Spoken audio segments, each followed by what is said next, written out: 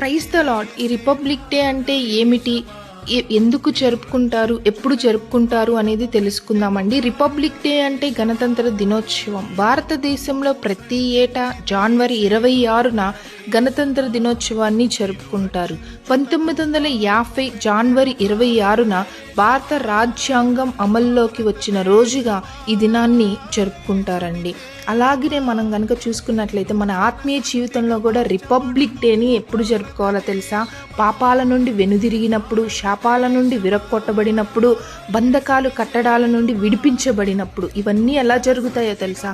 క్రీస్తుని అనుసరించి జీవించాలి, క్రీస్తు కొరకై నిలబడాలి, అలాగే క్రీస్తు కొరకై మనం జీవించాలండి.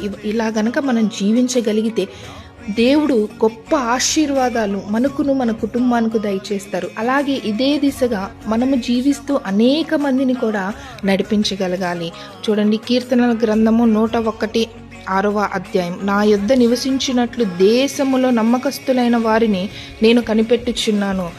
దేవుడి యొద్ద నివసించినట్లంట ఆయన మన దేశంలో నమ్మకస్తులమైన వారిని వెతుకుతూ కనిపెట్టుచూ ఉన్నారంటని. దేవుని దృష్టిలో మనము విలువైన వారిగా, నమ్మకస్తులుగా మనం జీవిస్తూ అనేక మందిని ఆ రీతిగా జరిపించగలిగితే నిజమైన రిపబ్లిక్ డేని మనం జరుపుకున్నట్లే.